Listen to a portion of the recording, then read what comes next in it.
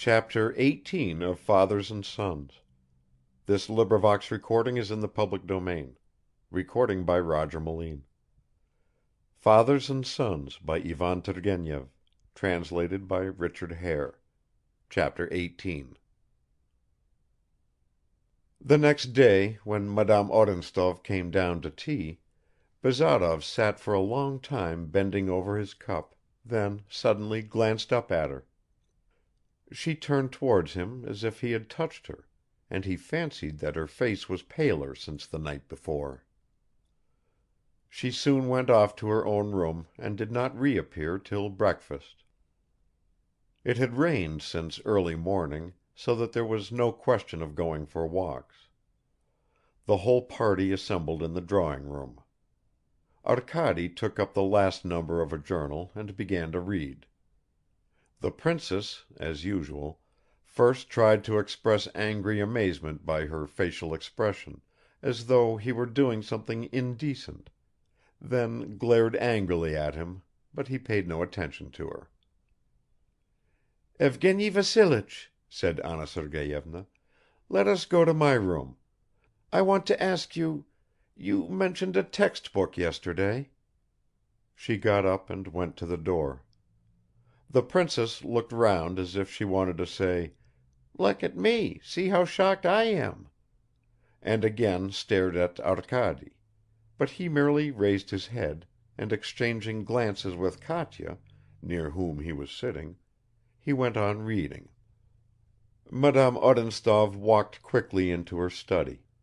Bazarov followed her without raising his eyes, and only listening to the delicate swish and rustle of her silk dress gliding in front of him. Madame Odintsov sat down in the same armchair in which she had sat the evening before, and Bazarov also sat down in his former place. "Well, what is that book called?" she began after a short silence. "Pelouse et Frey, Notions Générales," answered Bazarov. "However, I might recommend to you also Ganot, Traité élémentaire de physique expérimentale. In that book the illustrations are clearer, and as a complete textbook." Madame Odintsov held out her hand. "Evgeny Vassilich, excuse me, but I didn't invite you here to discuss textbooks. I wanted to go on with our conversation of last night. You went away so suddenly. It won't bore you?" "I am at your service, Anna Sergeyevna. But what were we talking about last night?" Madame Odintsov cast a sidelong glance at Bazarov. "We were talking about happiness, I believe. I told you about myself. By the way, I just mentioned the word happiness. Tell me, why is it that even when we are enjoying, for instance, music, a beautiful evening, or a conversation with agreeable people, it all seems to be rather a hint of immeasurable happiness existing somewhere apart, rather than genuine happiness, such, I mean, as we ourselves can really possess? Why is it? Or perhaps you never experienced that kind of feeling. You know the saying, 'Happiness is where we are not'?" replied Bazarov. "Besides, you told me yesterday that you are discontented. But it is as you say, no such ideas ever enter my head." "Perhaps they seem ridiculous to you?" "No, they just don't enter my head." "Really? Do you know, I should very much like to know what you do think about." "How? I don't understand you." "Listen, I have long wanted to have a frank talk with you. There is no need to tell you, for you know it yourself, that you are not an ordinary person; you are still young, your whole life lies before you. For what are you preparing yourself? What future awaits you? I mean to say, what purpose are you aiming at, in what direction are you moving, what is in your heart? In short, who and what are you?" "You surprise me, Anna Sergeyevna. You know that I am studying natural science, and who I—" "Yes, Who are you?" "I have already told you that I am going to be a district doctor." Anna Sergeyevna made an impatient movement. "What do you say that for? You don't believe it yourself.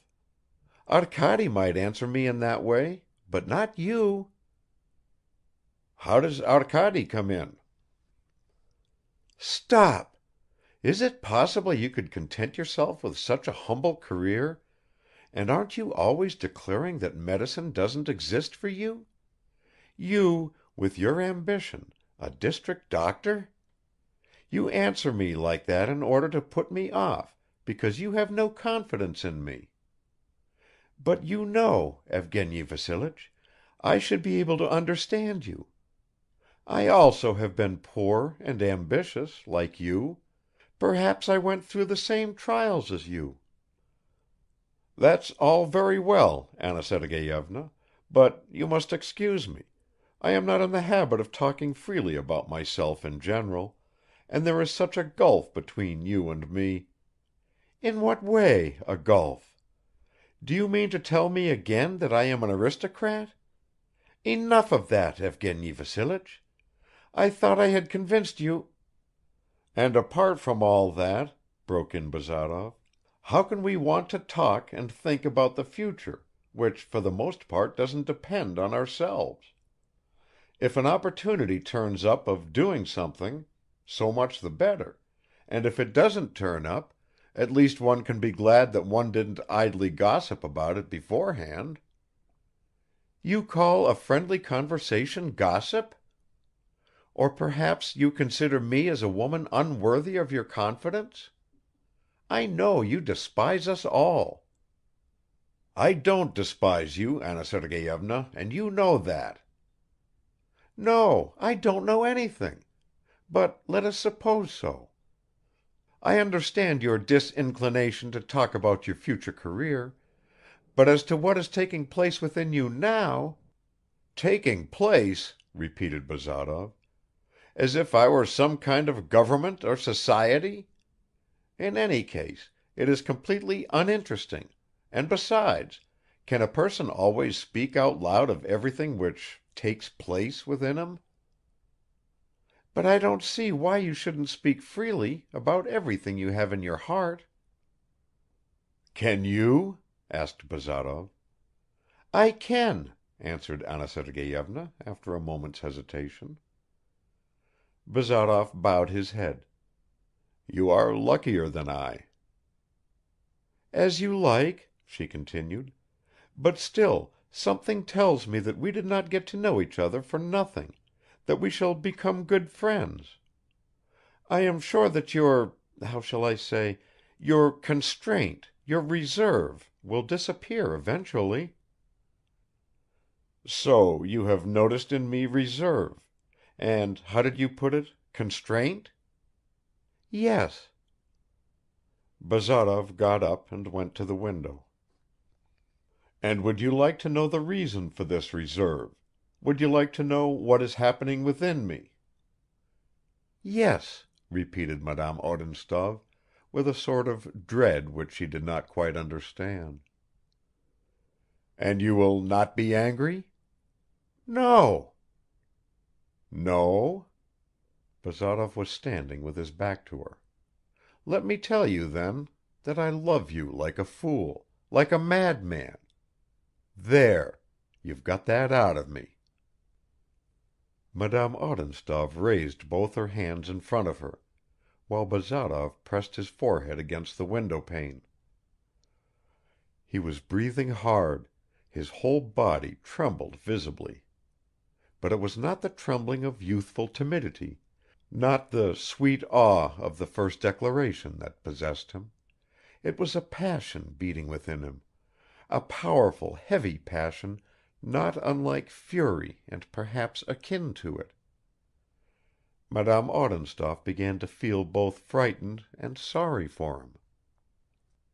"Evgeny Vassilich," she murmured, and her voice rang with unconscious tenderness. He quickly turned round, threw a devouring look at her, and seizing both her hands, he suddenly pressed her to him. She did not